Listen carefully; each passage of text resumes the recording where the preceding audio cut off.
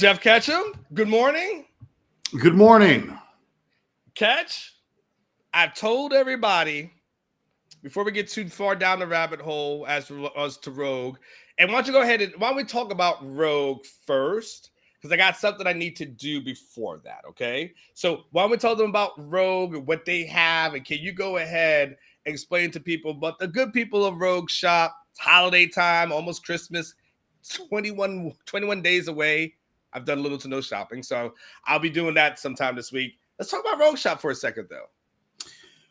It's real easy. If you're looking for holiday gifts for yourself or to someone else, or even like a white elephant, oh my God, everybody would be trading for the Rogue Shop products. I'm just letting you know right now.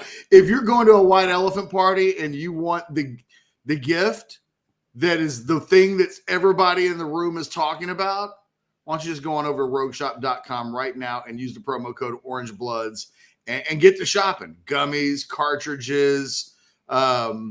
If your body aches and you need something for that, you can order the salves, and whether it's my mom or my aunt or people that Onward knows, like everybody that we know that's ever used it. Onward's we both have used it. Like we can all speak from experience of the quality of all of the various products. Matter of fact, I've got one right here that I may or may not have already used this morning. The bottom line is RogueShop.com is a great sponsor of Orange Bloods Live, and we can do them a favor right now. They've been such good partners with us. The ability to vote on this contest. Aaron, do you have that QR code for Rogue Shop and voting? If we can put that up, scan this QR code. Go vote for Rogue Shop. They're having a local contest like in Wisconsin. This isn't good. You aren't hurting anybody. You're just helping somebody who is one of your own. He's an Orange Bloods member. He bleeds orange, and it'll take like 10 seconds to do him a solid and vote for Rogue. Just scan that QR code and then vote for Rogue so that they can win this contest. And wouldn't that be a nice gift that we could help give them back? They give so much to us already. Nice. All right, so appreciate that. The Rogue Shop. Make sure you scan that. Get something for you or yourself. Now, Catch, before we go too far into Overreaction Monday, I talked about this last week, and I've really been talking about this, alluding to this for years, and I made sure I mentioned it this morning. This bottle. It's been since 2020, Catch. I've been holding on to this bottle. And I've told myself I will not crack this thing open until Texas wins a Big 12 championship. And it's been sitting on the wall. Dust. And finally, Catch, it's time for me to crack it open and finally to partake. How about that? Hey, wake and bake. It's a little different. Yes. This is Catch. There's I'm glad you ain't got nowhere to be today. I ain't got nowhere to be. Monday press conference. We had a Sunday press conference. So because we had a Sunday press conference, I'm good as far as today is concerned. Let's see. Let's see. Let's see. Oh, that made a nice sound effect. Oh, there's a person. Are you going to drink that with a straw? What are we doing? It's straight on the rocks, baby. Straight on the rocks. And there's a person out there. I won't mention his name, but there's a person out there that this is compliments to them for Victory Monday and the Texas Longhorns winning the Big 12 championships. Salute. Well, hell.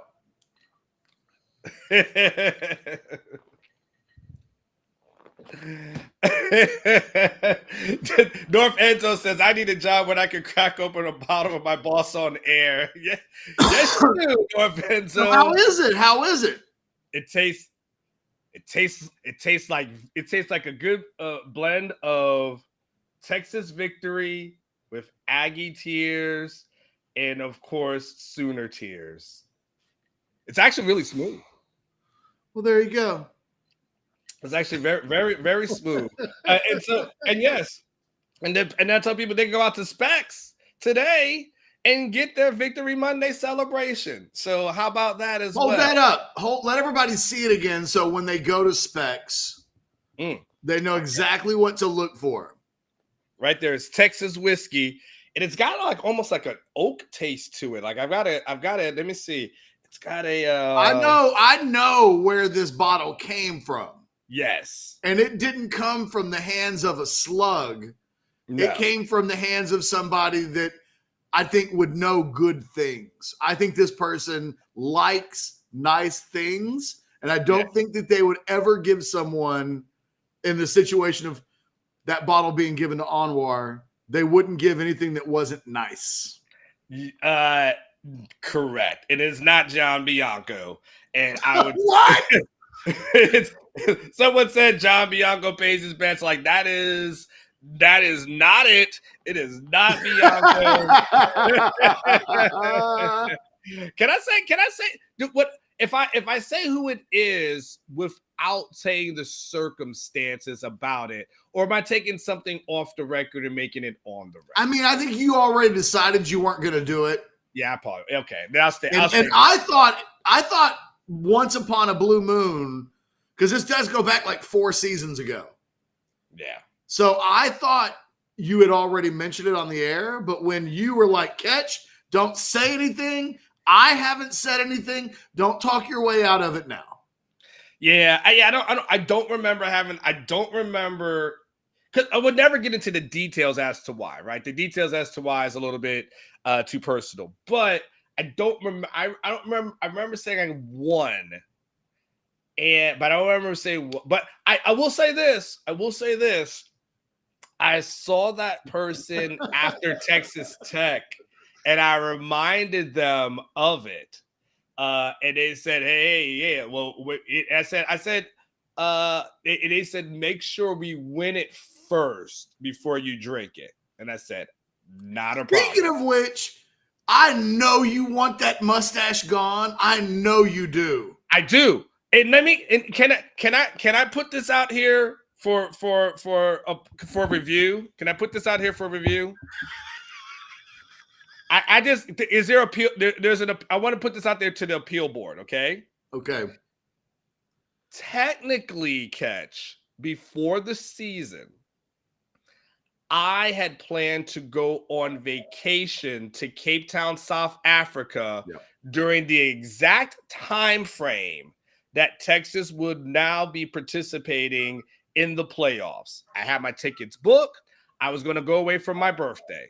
Jason Sukamel said, "I'm going to cover the game for you." I was good. We started OB Live. I was like, I don't know. But however, we do know this. Whenever I go on vacation, good things happen to this program. And we know in back-to-back years, there has been an avalanche of commitments that have occurred when I have gone on vacation. Arch Manning, Anthony Hill, Malik Muhammad. The list is plentiful. I think we're at like 12 or 15 and at least 3 5-stars when I go on vacation. And I was supposed to go on vacation in December. That was when I was supposed to go during the playoffs. I was supposed to not be here. And so my thing is it really the stash or is it really the vacations that I plan that is really becoming because we're now past the point of coincidence? Because you said before, well, that's in June. That come on, of course that's going to happen, right? But this was in December. And this is going to happen. Your Honor, I'm just saying, I believe the mustache is not the person that's in this. It's really the vacation. And I think it's the vacations that are the key to success.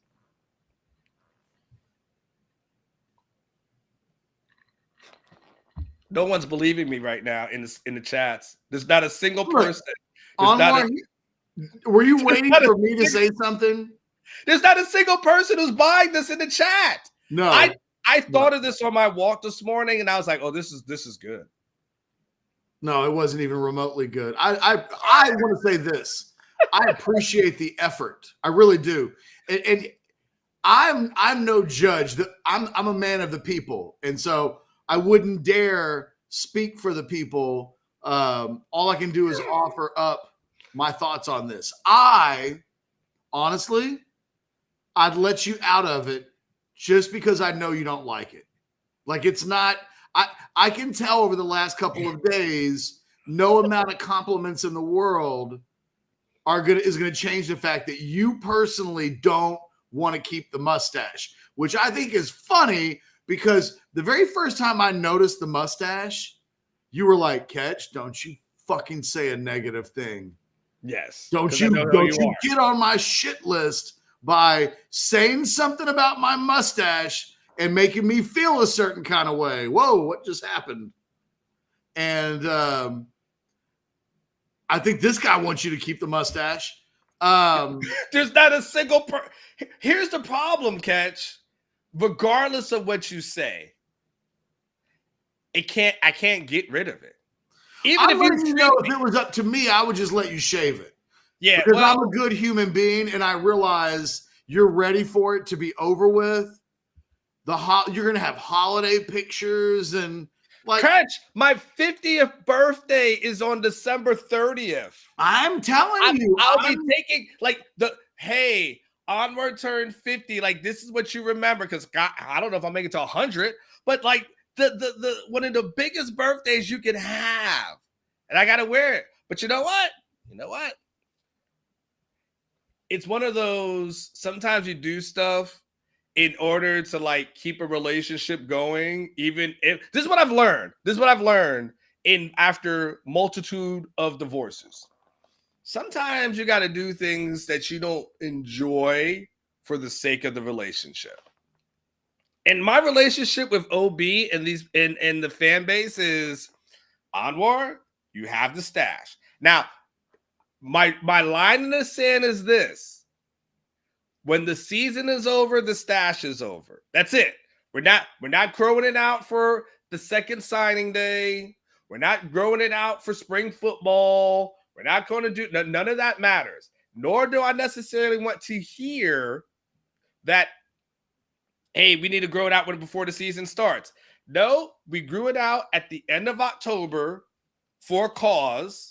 And I'll grow it out next year for the same cause, which, by the way, we've raised about $5,000 for suicide prevention. So between OB and OB Live. So this has been, it was a great thing. But that being said, like, Catch, after the season, whether it's New Orleans or whether it's Houston, it's gone the next day. Fair. That's it. So I'll next day, you're going to be in... on the show, on the post-game show. Exactly. I was going to say, you're going to be in the stadium shaving that bad boy off before I get to Sark and the show. You're like, oh, Catch and Jason already have been going for like an hour. What difference does it make if they go for 70 minutes? You'll be in the bathroom, shave kit, getting rid of that thing. It might be so long that you have to do like scissors, and I don't know. I've never had a beard that thick. I actually cleaned it up just a little yesterday, just because it was over like the lip, right? So I had to clean it just a little bit, just to be like, all right, come on now, like if I got to rock it, let me at least clean it. I told you it's quite the lip sweater. But can I take it down more? You do whatever you want to do. I can't do whatever I want to do. I would let you do it. The people aren't going to be about it, though. Yeah, I think it is what it is. I think the most that they've allowed is a trim. I saw South End Zone Queen on Friday, by the way. She was not. I heard Friday night was going down. I was lit. I don't know about everybody else. I don't know about everybody else, but I know I was feeling pretty good. I was like, oh, tomorrow's gonna be interesting. But I woke up and I felt great. But yeah, it was we went to Texas Live. You ever been out there, Catch? No. What are we gonna do, Catch, if Texas goes to the Natty and it's in Houston? What are we gonna have the ultimate OB national championship get together? Yeah, I mean, we got to figure it out, but we'll absolutely do something for sure. It's just let's walk before we run. But I think that we'll probably wouldn't have a short list of suitors who would like to partner up for something like that. I can imagine, you know, I could imagine there being some people who would want an Orange Bloods gathering at their locale. So we'll work on setting that up should that come around. Hey, real quick onward, just a few super chats before they just pile up. Okay. Drunk into his house this morning. Happy Championship Monday. Thank you, Paul. We love it. I can't escape it. I can't escape it. The CFP hashtag CFP stash. It is what it is. It just is what it is. Thank you, Paul. We decided yesterday during the selection show that your staff must stay. All agreed. Wow. Now, I don't remember that. Maybe that took place in the chat. Or maybe I had too much Rogue yesterday and I just no longer remember the conversation on the selection show. Again, the people are the people. By the way, Texas boy jumping into the super chat.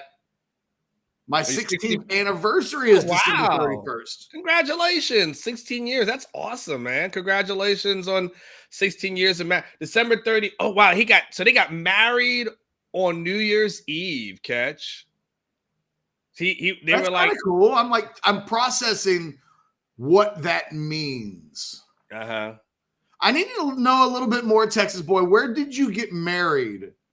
Like the city, the location of where you got married on, because that's a hell of an ask of somebody. Yeah. It's like, hey, I'm getting married. Like, I wouldn't mind, right? Because I'm kind of over the New Year's Eve thing. But some people every year they get down, and it's like, hey, come to my wedding. Kind of depends on the time, but like, you know, if it was at a location wedding and it was like, hey, we're going to spend New Year's Eve in Barbados. Yeah. So I'm just curious, Texas boy. You don't have to super chat it. You can put it in the regular chat. Where did you actually get married on December 31st? By the way, Catch, I'm always curious about your thoughts on things in life. Speaking of marriage, so this December 25th. What had happened? Look at the answer. He got wow. Oh, she must be from there. She must be from. He's got they. She has to be from Fayetteville. It sounds like the wedding day is the worst part of getting married on the 31st, because I think moving forward, think about it. On New Year's, moving forward for the rest of your life while you stay married, you're drinking TX. You're going to a nice restaurant. Like, you're making something out of New Year's. There's a symbolicness, right? That you can be on this day, we celebrate our marriage and like into the new year and all of that. Like, I can see where in the future it's a great thing. I think on the day in Fayetteville, Arkansas, Benji says, hey, it looks like Texas boy agrees. That was like 6 angry emojis. Can I show this one too, Catch? Can I do this one from Nate?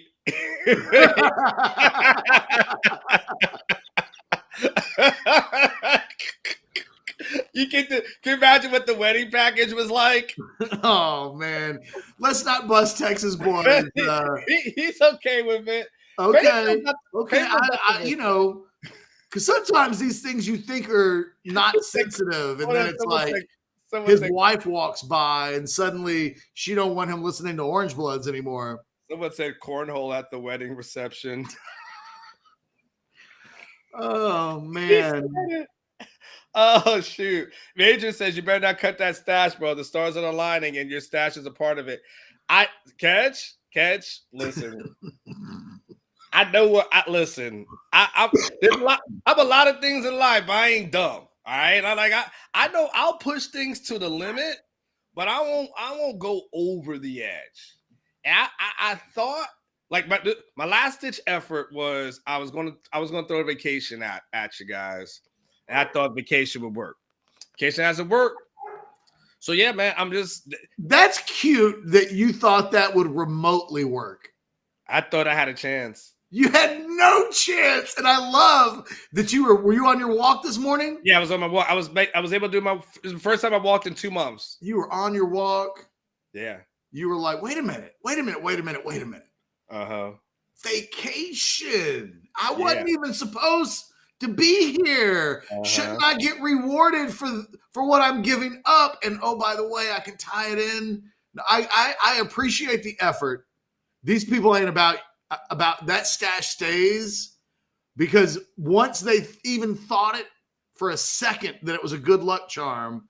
Do you realize the other day I was forced on Friday to change shirts? I heard about this. I was in the car. South End Zone Queen told me about it. I wore that shirt for the Oklahoma game, Anwar.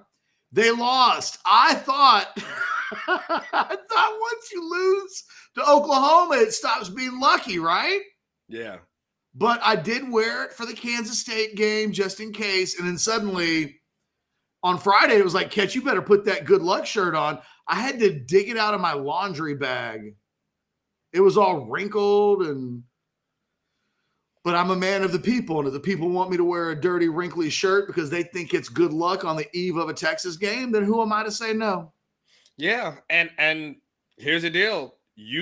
On when we do shows on December 30th, if you do a show on December 30th or 31st or whatever the case may be, when we do a pregame show, you will have to put that shirt on again right beforehand. Like it will be the thing that week or that last show you do. If you don't wear it in Texas, since it loses, they're gonna blame you on about the shirt. Somebody started the show like, "Oh, Ketch, at the start you just came on. Oh, Ketch is wearing some OU red." Like this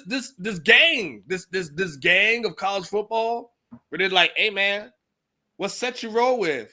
Ketch, you wrong with like Ketch in his mind was like, you know what? I really like Oklahoma. You know what I'm gonna do today? Well, this is Liverpool red. Don't matter. Oklahoma is crimson. Somebody, as soon as you came on, someone's like, "Oh, he got an OU hoodie on." I think some of these fucking people are colorblind. Well, that's true too. I mean, these are the same people who thought I was wearing like a well, then again, you thought I was wearing like a purple tie at one of the games, and literally Danny Davis is like, no, he's not. Everybody in the show agreed with me. And anybody and no, because here's the deal. When I was actually able to do my show the following week under the lighting and I showed the tie, then everyone was like, oh, it's just the lighting was bad. Well, but that day, everybody thought the same thing I did. Okay, Anwar, we got to get into some actual football discussion. Okay, let's do it. Catch. Today's a party. You can do whatever. But people want their football too. All right, let's talk football. I ain't forced you into nothing. By the way, Mark's taking it a step too far. Well, hold on. That wasn't it. Oh. Mark, here's why I'm going to tell you no. Because I wore that like a week ago out while it was raining. So it got not like soaking wet, but it got damp. And then I like crushed it up and put it into a laundry bag. So when I pulled it out on Friday, it wasn't awful, but it smelled. You were taking one for the team. I sat there in my own stank, right? Because it was a little mildewy at that point. So no, it's gonna get clean. You're just like Anwar gets to trim and wash his face. I get to wash the shirt. Okay, so where do we want to go? Where do we want to go? There's so much that has happened. I mean, but why would you start with Texas? Forget everybody else. I have somewhere where I want to start. Okay. Maybe this is our first overreaction. I don't know. Tell me how you think the playoffs roll out. There's 3 games, right? 2 semifinals and a championship game. Upon first glance, you think what happens because you haven't written an opinion piece. I really felt bad for your column yesterday. Yeah. Because your lead was like Texas deserves to be in. But then once they got in, it kind of rendered your lead outdated, which is unfortunate because you were writing at it like 2 a.m. in the morning. And I thought, in retrospect, I wonder, I don't know. But I give the consideration to you for these things. Yeah, the thing is, I wanted to at least be on record that this is how I felt. Yeah. Because it was either that or write about Quinn Ewers, right? And I could have done Quinn Ewers and that could have been timeless, but I felt like the big thing was I need to be on record that Texas needs to be in. So if they get in, cool. If something doesn't happen, then I'm on record for it, you know. That's why newspapers used to put out a morning edition and an afternoon edition. Yes. And I was correct on my Final Four because the night before I said like these are the teams that should be in, and those teams got in the exact order. Catch my overreaction on a Monday. Texas is going to win a national championship. That's my way. I wrote that last night. Like I think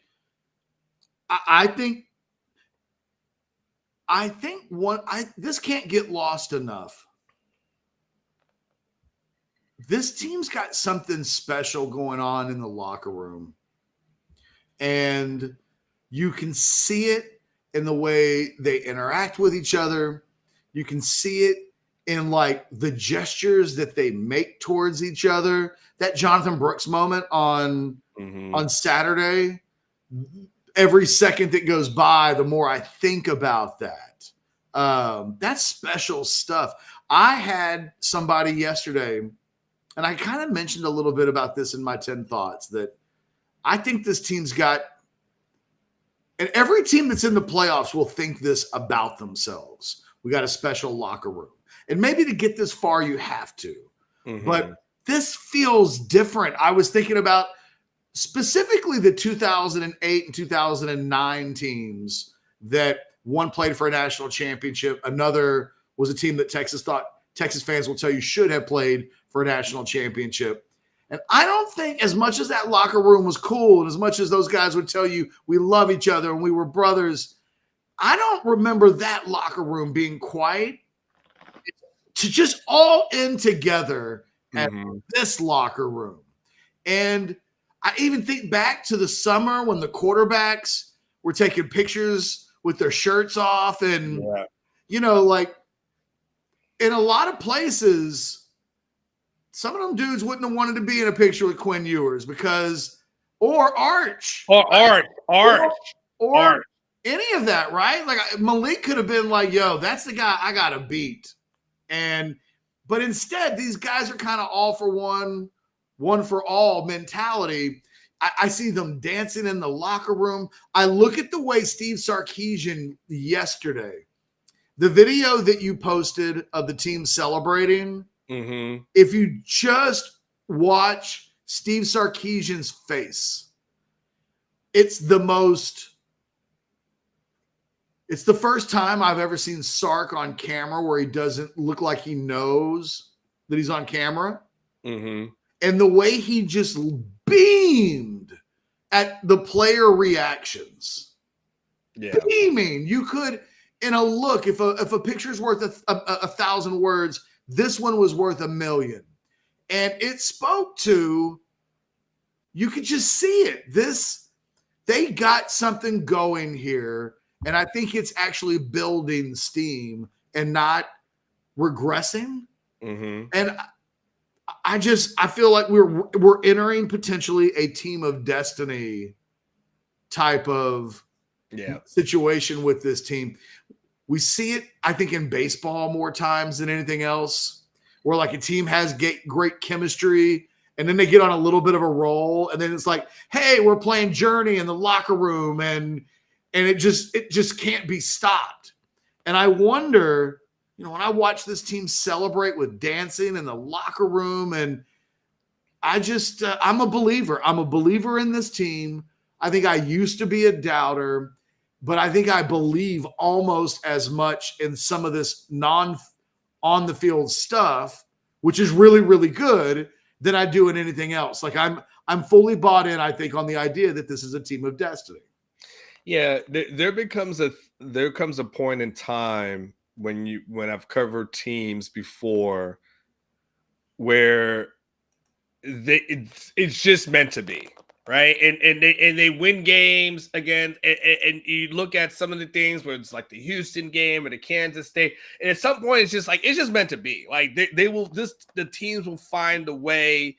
Good teams will always have that moment. I covered the NFL for years. Catch it's very hard for a team to go undefeated in NFL, right? As good as a team might be, there will always have like a pitfall. And usually what happens, Catch, when I've covered the NFL was like there'll be a team that's undefeated, and then in like week 10, they lose against a losing team or something like that. And people are like, what the hell? Like, how'd you lose against that team, right?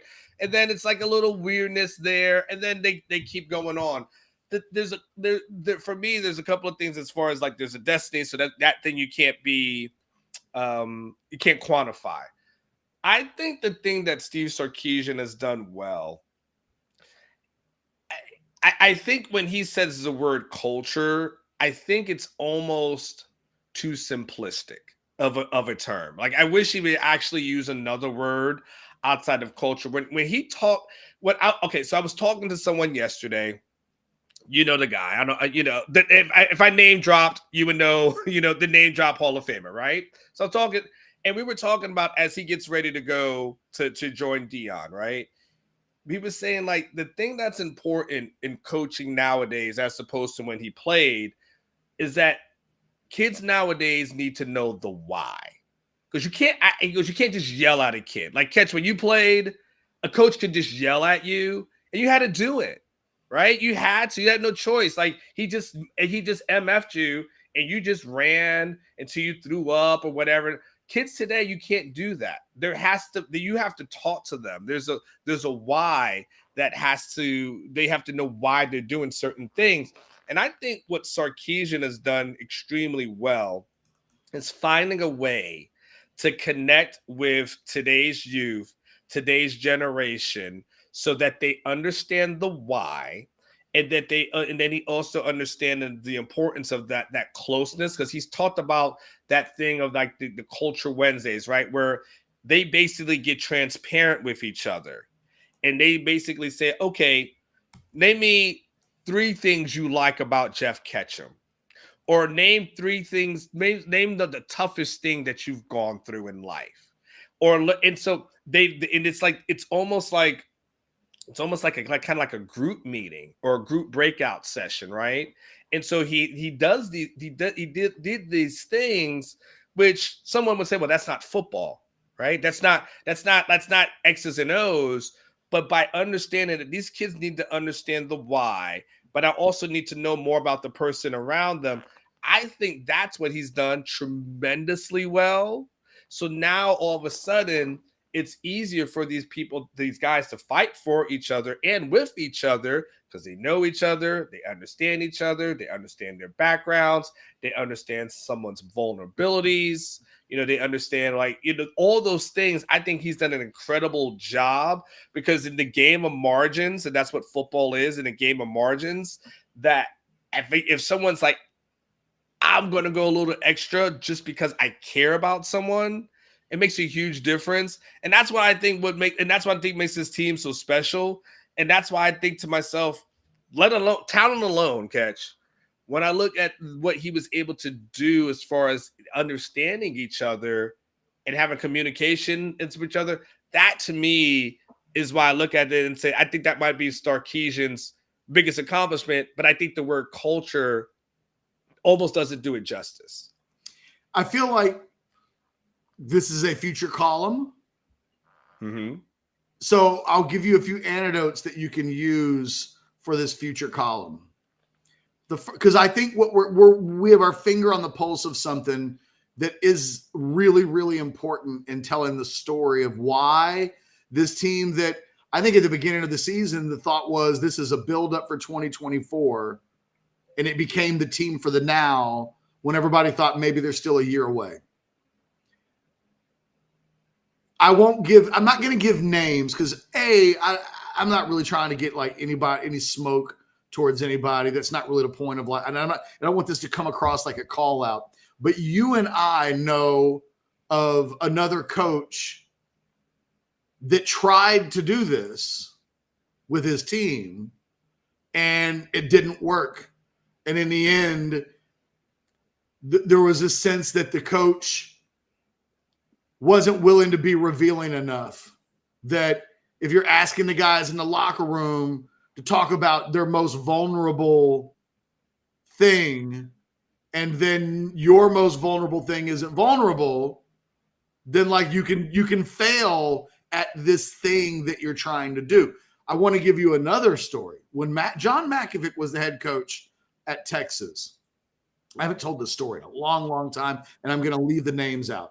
But I'm sitting there having a conversation with one of the greatest Texas football players of all time and a buddy of his. This story is one of the reasons. The details of the story is also, I don't want to say the names out loud. Yeah. But we're talking about Mackovic. And I can't remember how it came up, but essentially both guys were like, he's so full of shit. And I'm like, why? Give me, why? Tell me why. And so the two players start to tell me, Mackovic used to have this tradition. The team Anwar used to walk from the practice fields to the stadium every day. They didn't have a bus pick them up. They just walked their ass to the stadium, to Moncrief, to the practice fields, back and forth every day. So Mackovic used to have this tradition where once a year he'd give a guy after practice a golf cart ride. And in like the 5 minutes that Mackovic was on the golf cart ride with the player, he's going to this is where we bond. 5 minutes once a year on this golf cart. So Mackovic is asking this guy, how's it going? And this player gets vulnerable. He tells him, actually, coach, I'm in a bad way right now. My girlfriend got pregnant and we really don't know what to do. Don't really have the money to take. I'm not ready to be a father. He basically gave him my girl and I are pregnant and we don't know whether or not we should get an abortion. That was the talk. And this guy gave him the goods, told him, poured his heart out. And he said, the next week, Mackovic pulls over in his golf cart and says, hey, you and I haven't had a ride so far this year. You want to take your ride with me? Oh, wow. And the guy was like, wait a minute, coach. Wow. A week ago, remember we were on the golf cart together and I told you about that thing with my girlfriend? And he had no recollection of it. And I think about Sarkisian. So that to me is the most extreme example of trying to do this thing that I think Sark has made. I think every coach tries to do some version of this. I think there's a genuineness with Sarkisian that's different. And everybody knows his mistakes. That's the other thing. Everybody knows. And for him to be able to be vulnerable around his guys, it makes them love him. And, you know, you can overlook some things when a guy's all heart. And think that, you know, I had a source. I was talking to somebody yesterday, and they read this discussion a little bit that I mentioned, just a little blurb in my column. And I got some screenshots from things that he had received from Texas players. And these were guys that could be playing elsewhere, but didn't play a lot this year. And these guys were expressing how happy they were, genuinely happy, that they wouldn't have wanted to be anywhere else but with this team this year, accomplishing what they're doing. And the fact that they weren't able to be major contributors to it all. Took nothing away from like how much of a joyride that they're on. And, you know, again, this isn't typical. This just isn't typical. You can go back and look at any of the columns I've written for going all the way back to 2014. This isn't like the column that Anwar. In fact, if anything, Anwar makes fun of stuff like this because we've seen teams try this with the ping pong and all of the you know what I mean? Like every there's a long list. There's a long list of corny stuff. Ping pong. How about oh, you know what? How about this? Remember this one? The Shane Buechele was practicing in the stadium and the lights went off, so they practiced in the street, right? How about the barbecues? Oh my gosh, the offensive lineman had a barbecue, pool parties. Oh my God, the team has a pool party. You know, look how everyone's so together because they had a pool party, right? There's a long list of corny stuff, Catch, that people say like it indicates culture, it indicates togetherness. And how many times, Catch, have we covered teams that before the season said, "Oh, you know what? We're more together this year than we were last year." Every team. And then in week 6 or week 7 or 8, we hear about a guy wanting to quit, a guy who, you know, cursed out a coach. We hear about everybody who wants to go to the transfer portal or before the portal, or transfer portal. And then it's like the next year they're like, you know, we got rid of a lot of those bad seeds, but we're more together this year. Like it's, what is it? Wash, rinse, repeat. Is that the saying, how it goes? That's what we've seen. And I don't say this because they're winning. I mean, I think it helps bring some of it into focus, but teams can win and this not be the big reason why, right? I mean, again, I look at the 2008 and 2009 teams at Texas. Those were great teams. Those teams really respected each other. But, you know,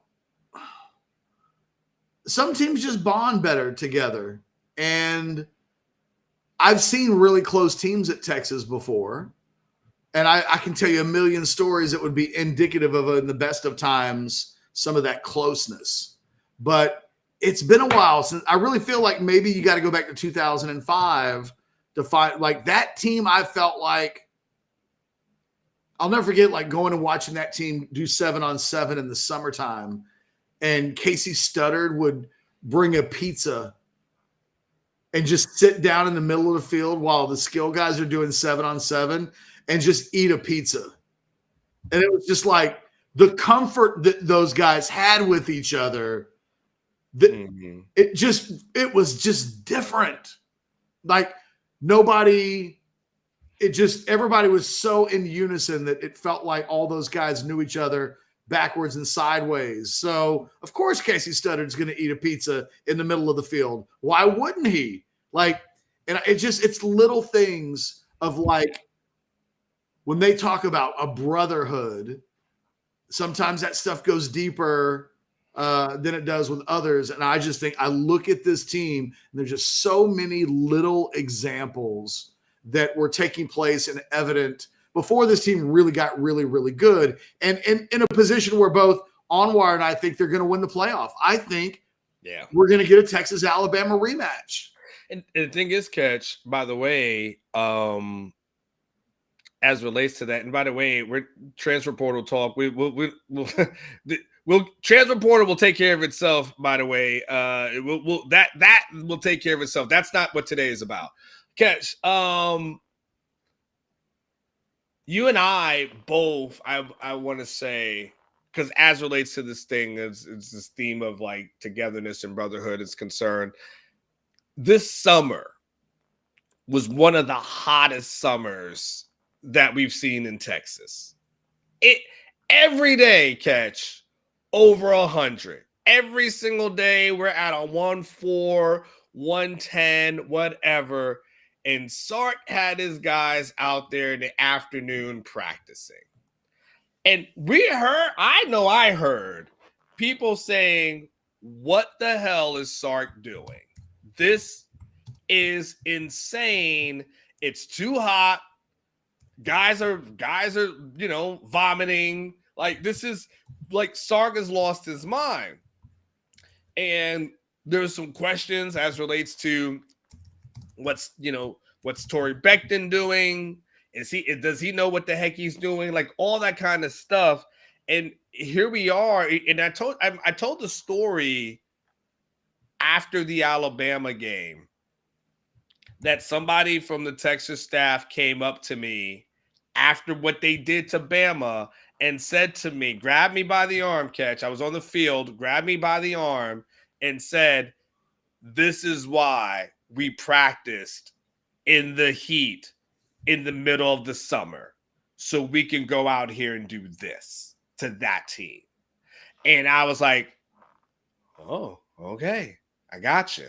Right. And so but those guys had to be, the thing is, if this team isn't together with some sort of unity, someone mentioned in the chat, there's a player only meeting that says, we're not doing this. There's a complaint. There's a parent that's running to the media to complain. There's a major transfer. Yeah. There's and so to be, those guys were bought in. You know, bought in you got to be running, 110 in the 110-degree heat. Like, that's major bought in. And so I wanted to bring that back to kind of go back to that point and kind of add to it that, yeah, there ended up being something there was more substance. That's the word I'm looking for. There was more substance this year to the conversation of togetherness and unity than I think I've seen in any of the years of covering this team. We got any other big Monday overreaction hot takes? I got an overreaction hot take. I got one. I've got one too. Okay, you want to go first? No, you go first. My overreaction is this. If I'm Quinn Ewers and any member of his camp, I'm pumping the brakes on any talk of coming back for the next season. I need to see what these next two games look like, because if Quinn Ewers goes out, we know what he did this past weekend, and if he's somehow catches lightning in the bottle and does this over the next two games, then I think you've got the narrative around him becomes a little different. If he's thrown for 400 in a game and leads Texas to a natty, you could come back, or you could ride out on that high horse. So my overreaction is, if I'm Quinn or anyone in this camp, my overreaction is I'm waiting to see how the playoffs go before I make any final decision. Well, it's funny. I have a variation of the same hot take. It's not really, I think, an overreaction. I think it's common. I think we both are kind of thinking the same thing, but I don't know how much of a overreaction it actually is. I just think that Ewers, even now, the plan is probably still to return.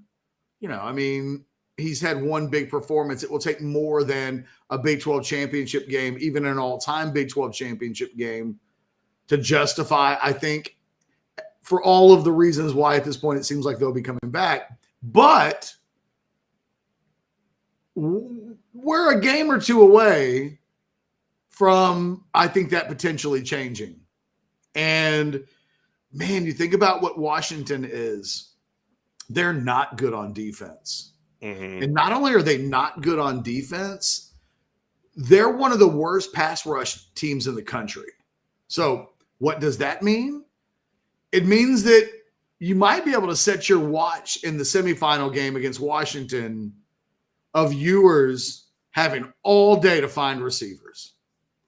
I mean, this is a good Texas offensive line, and this is a Washington defense that was one of the worst teams in the country. And they in 12 games, I think, if I remember the number correctly, 19 sacks. I mean, it's not what they do. And then you get into a championship game. We saw Ewers have success against Alabama.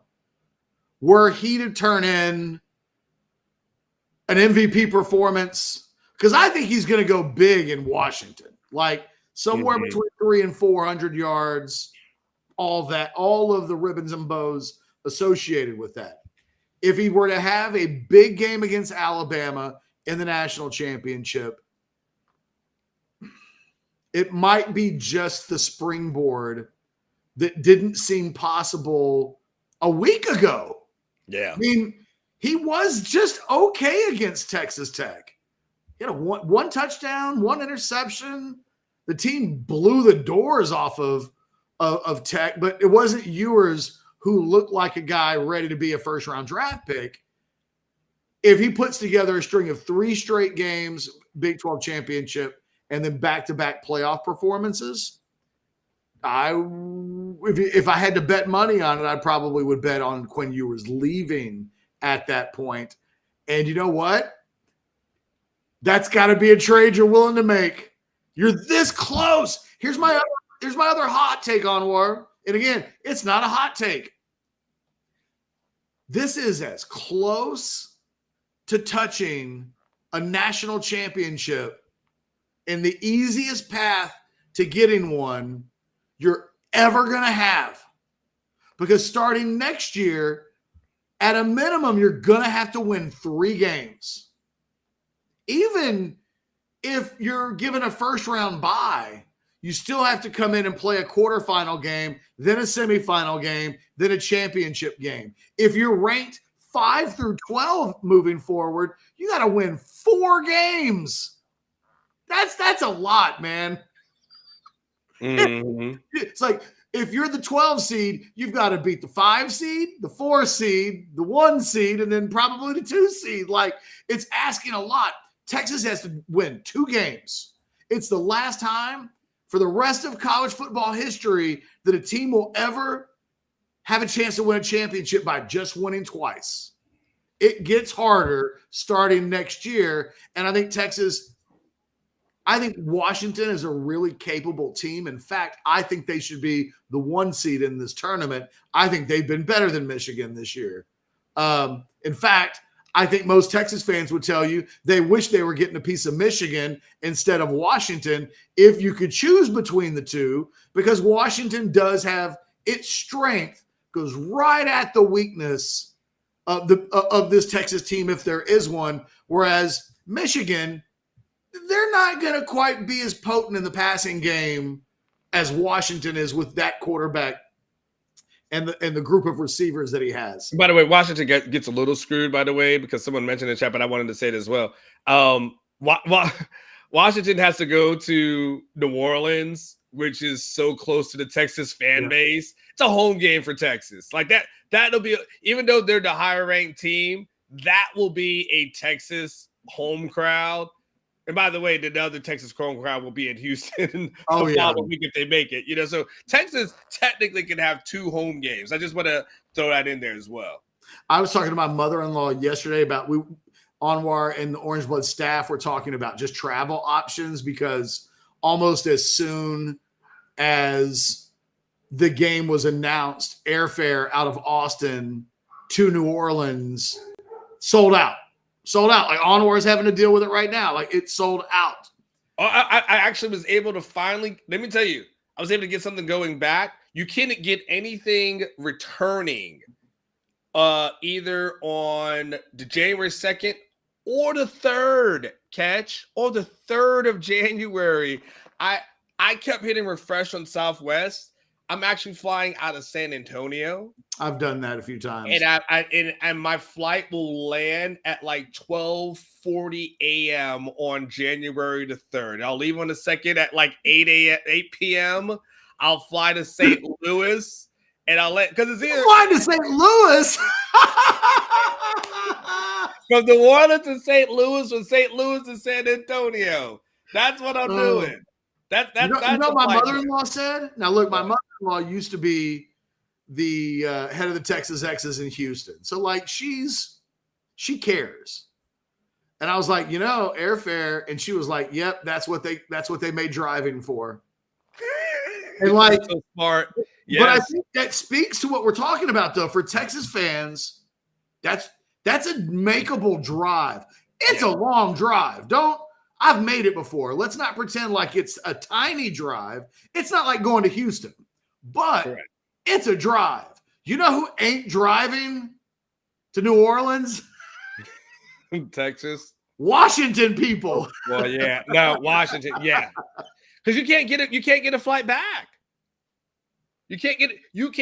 There's Washington people catch who were probably looking like, yo, I want to go ahead and go to go come out there. And they're like, yo, we can't get a flight in. Maybe we can fly in, but we can't get a flight out on that day. Man, we ain't going. Well, and there's going to be a lot of people. This is where Texas, I think, look, Washington will travel well. They'll be fine. They're a big boy program. It's not like they're incapable, but in this system, a lot of people have to pick and choose. A lot of people just can't afford to go to New Orleans one weekend and then the very next weekend go to Houston. Yeah. But that's real expensive for a lot of people. A lot of people that travel by the thousands can do that, but by the tens of thousands, that's a hard ask. So if you're a Washington fan today, you might have to ask yourself, like, yo, I want to experience this, but if I have to choose one or the other, what am I choosing? And if you were forced to choose, you could only do one thing, you'd want to go to the championship game. You'd wait and say, if they make it to Houston, I'm there. But man, I can't be taking off from work and doing all the things that I need to do. Texas fans will get to the Sugar Bowl. They will have a home field advantage. It might not be the biggest. It won't be quite like Houston, but Texas fans will be there.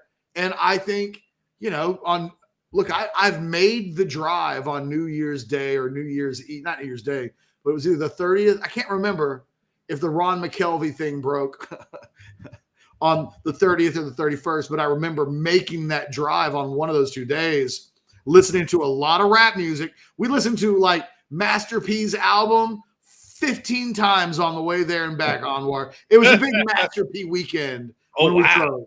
Wow. How you but do that? Yeah. It's drivable. You can make the drive. Catch, when I came to Austin, I drove from Florida to Texas, and I drove a U-Haul at the time. So, and I stayed overnight in Louisiana. You can make the drive, but you got to make the drive. Like, in other words, like, you got to be dedicated to saying to yourself, like, I want to spend the next 5 hours getting out of this state. That's what it's almost like. And it's crazy. And then, and what's that?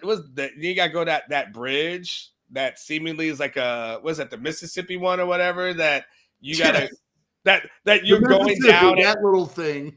That thing that you're going down at 100 miles an hour, the biggest decline of a bridge that you'll ever see.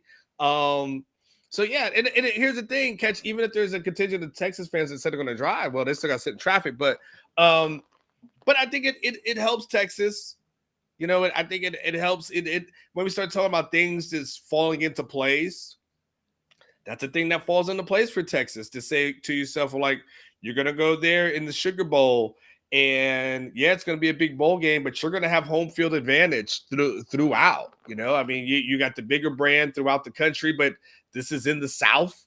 And then again, you do that, and then you go back next week and it's in Houston. I mean, we know that'll be a pro-Texas crowd nonetheless. I mean, I think it's about 1,500 apiece, so good luck. But we know what that absolutely looks like for Texas and Sarkisian. And Sark's been really good, Catch, about talking up the fan base, saying we need your support, we need you out there, we appreciate it, but we need a little bit more. We'd like to see you this week. And so it helps, and it helps that it. Can I say this other thing before we go into some super chats that we probably need to knock out? Yeah. It helps that not only is he a good coach, but he's actually likable. And I know that sounds simplistic, but Tom wasn't as likable for a lot of people. And because Tom wasn't as likable, sometimes the fan base and the people behind the scenes were kind of like, I don't know. We don't, Sark is likable to the point that when I see fans and I interact with them, they feel like he's talking to them. Like they feel like a relatability to him. They like the vulnerability. They like everything about him. So Sark's like, hey man, we just need you to come out. They like him enough to say, you know what, we're going to come out and we're gonna support. So, but hey, can we do some super chats? Catch these things have been stacking up like hotcakes. For sure. Let's go ahead and get some of these done. Top 5 players Horns need to focus in on the portal. Do you have that, or you just want to say positions? Catch. Yeah, it's too early. I mean, we've got guys pouring into the portal. Walter Nolan just went in from Texas A&M in the last 24 hours. Now, some of it, I think it's important to know that Texas probably has a really good idea of some of the portal names that are going to be in before they're in, because these guys all have representatives and contacts who do little things like put feelers out, and, it's all probably above the board, but like there's a gray area in, if a guy represents 100 players across the country, he's going to talk to a lot of people. So these things happen. D tackle and linebacker are the 2 positions I was specifically told last week are D line is what D line, which I took to interpret D tackle, but D line and linebacker are the top 2. I wouldn't be shocked if they grab a couple of wide receivers. You could probably argue that wide receiver would be right up there with those 2 positions. I think there's more urgency on defense because of what they're losing. Whereas I think, they're at worst, they've already got Ryan Wingo coming in. They've got Jonte Cook waiting to get on the field. They really like DeAndre Moore and Ryan Niblett. So they've got, even if, they know they're going to have wide receivers. The other positions I think are tougher to fill. They're looking for that. And I think those are the 3 areas. I think if you were to say top 5 players, I think they want a pair of defensive linemen, a linebacker, at least 1 and 2 wide receivers. Rank them in any order that you want. But I can tell you that D-line and linebacker are the stressed positions of priority right now. By the way, before we go to the next super chat, Catch, sidebar for a second. I feel like if you're a player who's a high school recruit and you told Steve Sarkisian, no, I'm good, I'm going to go to X program, boy, if you ain't second guessing your decision on a Monday, you about as stubborn as a mule at this point, because you may have gone to a program for all the quote unquote right reasons, but if you're a recruit from this state, and not to say like you went to an A&M or something like that, you may have your own reasons for that, but you're a recruit from this state and you're like, man, I don't know if you guys are gonna win. Like, I feel comfortable over here, blah blah blah. And you see that Texas is competing for a natty, man, you talk about fumbling the bag, you might have made a bad decision. And I'm not saying anything about any receivers going to Lubbock. What's the other super chat? Hey, real quick, onward, just if we want names early on, I mentioned it in the war room on Thursday night. Juice Wells from South Carolina is a guy that Quinn Ewers is following on Instagram, and there's the South Carolina things was saying that from their interpretation of what was happening, that he and Texas were a done deal. I don't know that I'd go quite that far, because I really do think Texas will be exhausting from a wide receiver position. I think they know they're going to have a lot of people, especially if Ewers does come back. And like I said, Ewers already following Wells on Twitter, and Purdue wide receiver Deion Burks, who led Purdue this year with 47 receptions, 630 yards, and 7 touchdowns. I think that's right. He looks like kind of a poor man's Xavier Worthy. He's kind of a smaller guy, but boy, when he gets into space, he's pretty electric.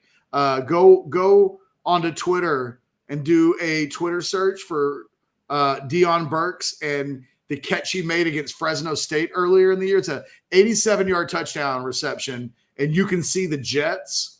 I think those are two names early on in this portal mania. If you want names, those would be two names, certainly at the wide receiver position to keep an eye on. Next super chat comes in, Catch, from the North End Zone King, who's never met the South End Zone Queen, by the way. Since the first time Sark mentioned his stars running out to celebrate Bert Auburn, I started seeing that, and that is something special and unique. I think he just wanted to make sure he let us know about that one. Thank you, North End Zone King. What else we got, Aaron? By the way, is North End Zone King co-opting South End Zone Queen's like the royalty, like the end zone royalty thing? Like she's first, and then someone dubbed themselves the North. I'm just, I'm not saying I don't like it. It does feel a little bit like they, when white people took over the dab. Remember when it was like, oh, every soccer mom and their 7-year-old is doing the dab? That's no longer like a cool thing anymore. I just want to make sure that he's not co-opting it like other things at times get taken. Anwar won't say anything right now, but he knows what I'm talking about. I'm not touching it. I know what you're thinking, though. Like when sometimes when black people we start to get into lingo and we start talking like N-word, and every white person's like, I ain't touching that one. That's where I'm at with the whole thing. I'm like, I ain't touching that one. There's the reason why I use that as an example, because everybody in the chat has seen their kid do the dab. Yeah. But my kid was like 5 the first time I saw it, and I was like, wow. That used to be a thing. It was kind of reserved for other people, and now my 5-year-old is doing it. And like, that's a level of crossover that nothing is ever intended to completely be. So just so we're clear, so Matt, there's a guy who just in the chat said his name is Master A, and he said Anwar needs to take down the Alabama logo. I know you might be new to the show, Master A. That is not an Alabama logo. That is my press box seat for when Texas defeated Alabama this season. So if you actually see, if you can't see it, but this is the Orange Bloods. It says Orange Bloods over here. My seat was B22. This is from this year. I have the Alabama win right here. I have the Texas OU win from the 49-0 from the year before. That's where this is. So it's not an Alabama logo per se, Master A. I'm just letting you know this is actually a Texas victory. So nonetheless, that's not, so you clear, that's a good thing. So just so relax, but I'm not taking it down. So we're clear. Jay Harv says, whomever the linebacker is that ran down X needs to be in the portal, and Texas needs to grab him. He had like 20 tackles and an interception. So about Nick Martin from Oklahoma State. He's good. He was first team all Big 12 for a reason. I don't know that he ran down X. He just got X by the, like, he dove and caught the foot. It's kind of a desperation attempt to tackle, and it worked. But yeah, I don't know that I've seen that play a few times now. I've not thought to myself, he ran down X, just for the record. Money B, my dude, in the chat says, hell of a weekend for Texas sports. What impact has the Big 12 championship and the CFP had on the NIL front? I feel like that would be really too early to know that, Catch, but because the championship just happened on Saturday, and I'm not quite sure the money somehow poured in at this moment. You can speak to it if you'd like.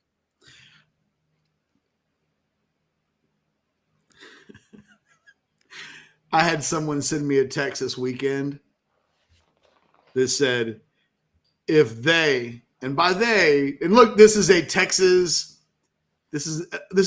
fan who does give NIL a lot. If they don't give to NIL after this, they can go fuck themselves. The entire fan base. It's the only fucking reason we are here. Well, then there's that. Well, then there is that. By the way, Catch, I did I checked in with somebody who checked for me. Right now, as of 10 o'clock this morning, there's no Texas players in the portal. Cool. The thing about NIL, and Money B brings it up, it's really interesting. Texas has been trying to connect with its high-level donors to really get involved in NIL, and there's been a real reluctance. And I think the hope would be, instead of if you build it, it really is almost a, if you build it, they will. The hope is they will come. The hope is, by God, they're playing in the semifinals. You're not wasting your dollars. Get in the game. Because if you want that badass defensive tackle in the portal, if you want Nick Martin from Oklahoma State in the portal, if you want the best wide receiver, if you want this year's Adonai Mitchell in the portal, like that takes NIL money. And I think Texas is really hoping that the winning will kickstart a level of donating that just doesn't currently exist, but needs to as soon as possible. Yeah, and by the way, the last time I'm going to address this from Master A, honor on the spiritual level, logos have power. Put a UT logo over it, and that cancel Bama out. Master A, Texas is in the playoffs. I've had this up since week 3. So I hear what you're trying to say, but you got to understand. That's a lucky press pass. At this point, I don't change anything. I have a mustache because people don't want me to shave it because they feel it's a lucky stash. If I start changing my background, all of a sudden, it's not going to work, bro. I need you. I appreciate you. You're new to the show, fam, but I need you to just calm down, relax, and enjoy it. Enjoy the show. None of this, all of this has been good. It's been sanctity. The only thing I may add in, Catch, honestly, I was looking for it. I think I probably need to add in. I got my Big 12 championship credential somewhere around here. It's in my car. I probably need to put that up here as well. I think, look, guys, let's just do this now. For Anwar's 50th birthday, I think we need to set up like a GoFundMe. Not with like an outrageous goal, but let's raise like, I don't know, somewhere between like $500 and $1,000 as a group in the chat. We're going to take your press passes from this season, including I got to wait until the playoff game and then the championship game. Then we'll take your press passes, and all of us will, as a 50th birthday gift, we'll put together like a badass framed, like a truly dope frame presentation of a special season's worth of press passes. I think that's what we should do. Because I'm looking at the Alabama, and I know you've got the Big 12, and what I'm thinking to myself is, oh, well, that's eventually going to have to be in the wall like some of these others, but it needs to be special. There needs to be like magnitude to it. I was like, oh snap! You're gonna just raise money for my birthday? I was like, oh, that's a dope idea. And then so I was like, oh, that's where my head went. I was like, wow, like $1,000 for my birthday. Thank you. OB. Well, no, and then with the rest of the money, we give it to you to do like a steak dinner or like the best dinner out possibly that money can buy. I got my press passes here so you can see them. Like I've got like a bunch of them like that. Like, man, I could do this for 20. Y'all just give me the rest. I could buy a frame. I could go down to Michael's and buy myself a frame, and you just give me the rest. How about that? Can I give you my Venmo? How about that? Unappreciated right now. I know I appreciate it, but listen, brother. We're trying to give you a gift with some thought, with like everything. And you're like, yeah, cash. King get the money. This is what it's like in the NIL era. Cash rules everything around me. Cream, get the money. Dollar bill, y'all. Ben, I am not taking 20% off the top. Man, what kind of human being do you think I am? By the way, GoFundMe takes like 40%, I think. Something crazy like that. They take like a lot of the money out of that. I'm just saying. I appreciate never mind. That's yeah. Some she's like, I always like the kids. Just give me the money. They like, you get teenagers. They're like, hey, I want to do a present for you. Like, yeah, okay, you just give me the money. My daughter did that yesterday. She went shopping, Christmas shopping with her Mimi. And Hendrix comes back and he's got like 2 bags full of crap. Yeah. Haven came back with a cup with a screw-on lid, and inside it was $82.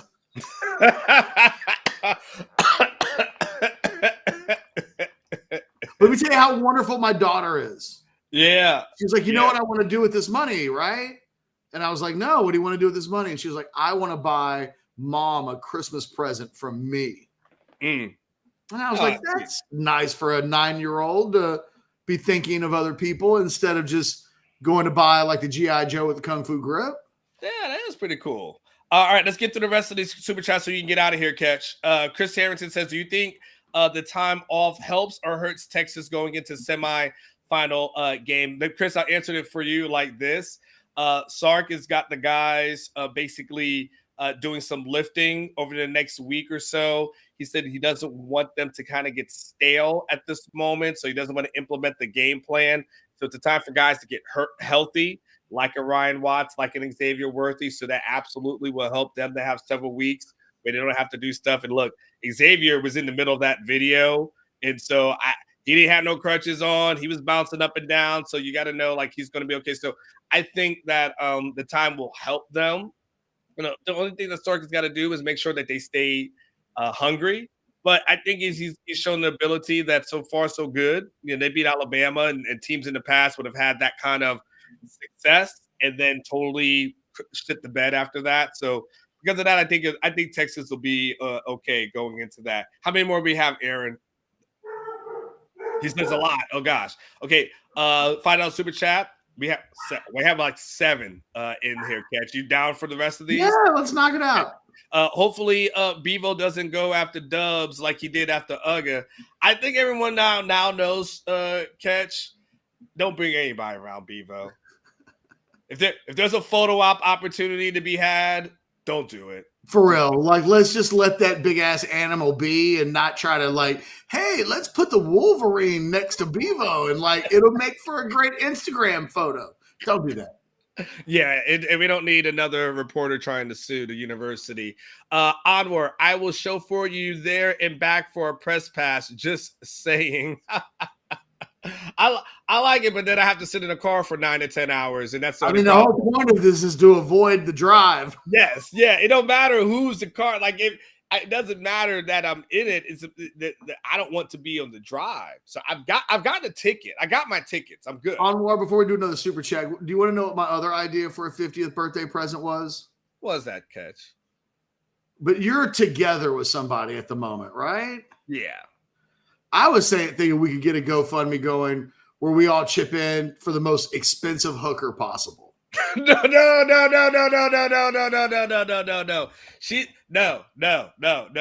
Like the best pro that money can buy.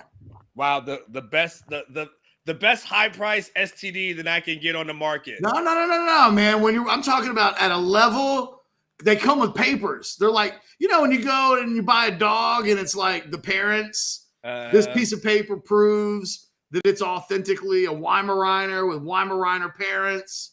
You get papers with, I'm just saying. That sounds like a sting operation waiting to happen. Like all that sounds like. You can get away with it in New Orleans, I think. Or run into a sting operation. Yeah, I'm so good on that.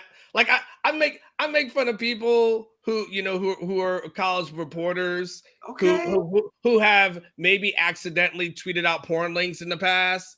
Only when they talk shit to me though. I don't bring it up until they decide that and I'm like, oh, You use your good hand to tweet at me, huh? But no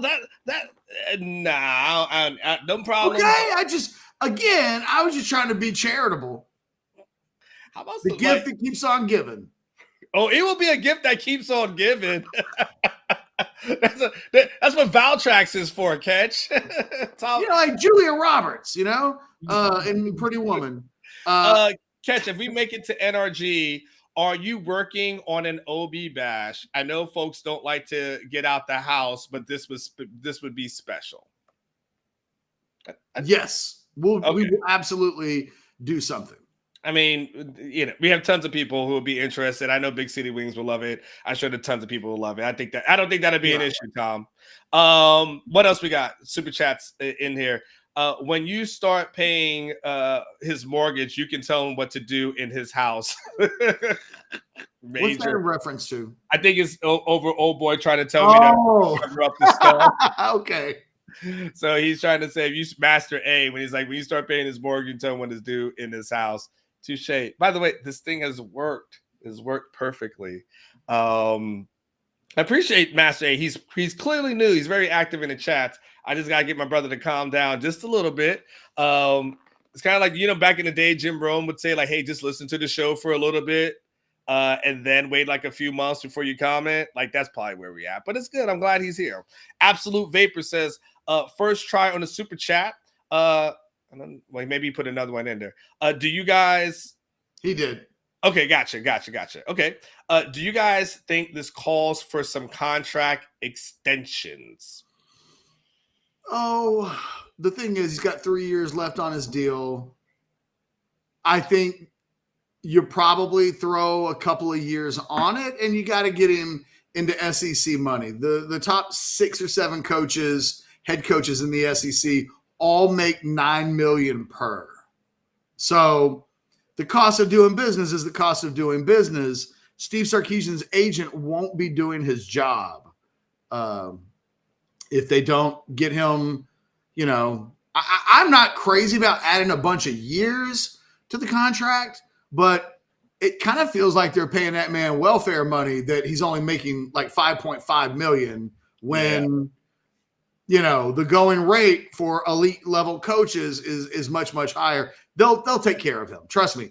The people that make the decisions on who gets raises and extensions, they're the ones that hired him. So, and I don't mean just Del Conte, right? I'm talking about, head of the board of regents. L-Type was in all the photos this weekend. Yes. And you know what? More power to him. This doesn't happen had he not been heavily involved in all of that. And yeah, my man was going to get in them photos. He was in all the photos on War. I was like, damn, man. L-Type knows where the camera is. He must have great photos all over his house. Can I be just quickly petty? Can I tell you the story that the Austin American Statesman didn't write this weekend? Was that Chris Del Conte wanted Sonny Dykes and he never wanted Steve Sarkisian. That story wasn't written this weekend. I'm sorry. There's just a petty part of me that won't let that go. What else? Texas boy, how y'all feel about Michigan's reaction to Bama? And what about the Tech RB for a portal addition? Well, for me, Catch, Michigan's reaction to Bama was they realized they were going to have to play a real team. I would be disappointed too if I wasn't going to have to face a backup quarterback. I'm sure there was a part of them that thought to themselves like, oh, it's going to be a light work. And it's like, oh, okay. I think it's a weird thing at that point. Had they stood up and cheered, you'd be sending a 4.99. I don't mean this necessarily, Texas boy, like a shot at you, but like we would all be like, oh, how's Alabama supposed to feel about that? They cheered when they heard they got Alabama. Suddenly it would sound, you know what? It kind of sounds like the kind of thing a coach may have told those kids, like, hey, FYI, don't give the other team bulletin board. You're going to be the higher rated seed. If you cheer, it will make you look like you don't think you're playing anybody, right? Because whenever you see in the NCAA basketball tournament, whenever they release, it's like, number 2 seed Kentucky against number 15 seed Norfolk State. And they show those Norfolk State guys, and they're like, yeah, we're going to come for you. And you don't ever see Kentucky like lose their shit when they hear that they're playing the 15 seed. They're like, yeah, what cool. So I just don't know that the Washington player, or excuse me, the Michigan player, I thought they looked like a team that got told by their coach, don't do anything that's going to make the other team look like we're not respecting them.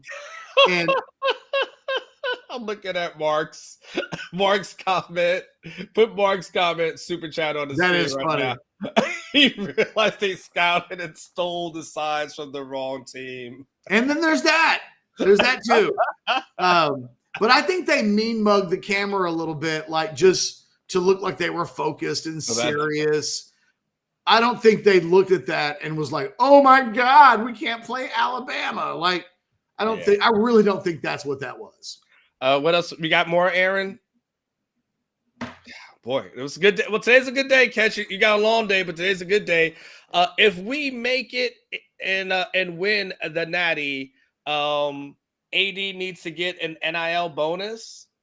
Adonai Mitchell. That dude's going pro. Just I know what you're saying. Use that NIL money somewhere else. Go get another Adonai Mitchell. Yeah. Adonai Mitchell came to Texas to have a big year and go to the NFL. Guess what? He's had a big year. He's going to the NFL. And that doesn't come from, that's not me. That's just me forecasting. Like Adonai Mitchell has not told me that, but I know what's what when he first made the transfer in the first place. It's gone according to plan. I think he would be disappointed to not go pro, especially I've seen him listed as a first round pick in some mocks. He is on the radar in a big, big way, and enjoy him while you got him. What else we got, Aaron? Aaron, go kick it with Odom at the Bunny Ranch. Now you need a lot of money for that. What is that? What is that Bunny Ranch? Like, what is that? Like 5-10 G, something like that? Catch? I don't know. Is it that much? It's gotta be, right? I don't know. I don't know. I don't know much about that. I don't either. I've seen it on TV. I saw it on TV. It was interesting, but I know. I think if I was single and someone was like, yo, let's just drive to the Bunny Ranch while we were in Vegas. I might go to like just, because it's not like you're not pot committed. Like if you get down there and it's like, it's going to cost you $5,000, turn around and walk. It reminds me of the time that I tried to hire a short person for a party to be an elf at a Christmas party. And I called this number 1-800-U-MIDGET. And I was like, yeah, this is what we want. We want to do this. We want to do that. And they were like, yeah, we think we can make that happen. And I was like, so how much is it going to cost? And I was like, they told me like $1,500 an hour, like for 2 hours. And I was like, damn. This is how the actual conversation went.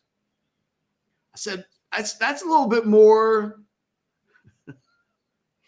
That's a little bit more. I'm going to give you the details of this conversation. So that's a little bit more than I was looking to pay. And the guy asked me on the phone, well, what were you looking to pay? And I was like, I was thinking we'd give them like $500 and all the booze and food and whatever they want. Like, we'll have a good time. And the guy responds on the phone, oh, you want homeless midgets. And I said, no. Whoa. I said, no. Hold on, it gets better. I said, no, I just don't want penthouse. And the guy goes, well, cut your legs off at the knees and see how you like it. And then he was like, here's the deal. He goes, let me get your address. I'm going to send you some swag. He did. I got pens and buttons and lighters and all kinds of stuff. He said, when you make a little bit more money and you can afford to do it right, you can be a big baller and call back and like make this happen. But right now, you're not a big enough baller to, if that's what you're looking to pay, you're just not a big enough baller to like shop here. And I was like, you're right, I'm not. And that was how that went. I'll never forget. Cut your legs off at the knees and see how you like it. Okay. $5 for a hooker fun. Okay, really? Okay, no, for real. No, stop. That's so we're clear. So we're clear that is not on the table. Out of all the things that could be on the table, that is not on the table. Is it less on the table apparently than me getting a nice frame matted? The frame would be way better than the hooker fun. There's a couple of things. First of all, I would never trust it. Second of all, I literally am pretty happy in a relationship I'm in. I'm actually determined not to mess it up, and that would be something that would mess it up. You can't just blame it on the boss. Like, hey, when in Rome, the boss. Well, can I just say, like, honestly, she's a Latina. That's not gonna go over. It's not gonna go. Oh, you don't want to die, is what you're saying. Yeah, that's not gonna go over well at all. Fair enough. Yeah, that's just that. I like my life, so let's not do that. Okay. Cool. So, okay. Get the press badge or buy or sell. The success of Texas and Washington this year changes some of how you view the Alamo Bowl. No. Yeah, me either. I think there was no way of knowing like that was going to be the catalyst for something, because if that was the case, we would look at every Alamo Bowl as the minor leagues of the playoff. And I just think it just so happened that Texas has been in the Alamo Bowl before, like, and we saw Texas in the Alamo Bowl versus Mizzou. That wasn't a catalyst for anything. The punter was the MVP of that game. So no, it just so happened that Penix continued and got better, and and of course his team got better. But the Alamo Bowls. I don't look at, what is it? Oklahoma is playing in the Alamo Bowl catch versus somebody. I'm not looking at it like, ooh, OU is going to be a playoff team next year. And then maybe with a 12-team playoff, but I'm still, you know what I'm saying? Like, I'm not looking at that like, look out. Nah, that's the answer is no. Yeah. Got a lot coming in. Super chat. Is this a better name? Jeff Ketchum's broke personal trainer. I guess he switched it from North End Zone King to Jeff Ketchum's broke personal trainer. Oh, wait. Now I get it. He's being an ass. Oh, well, then that's not cool. Well, now I didn't get it until I got it, and now I realize you're being an ass, and that was not worth. Aaron, in the future, if someone throws $2 to be an asshole, don't put that on the screen for us, okay? We just keep it. Jerk moment, by the way. Jerk moment by you. It was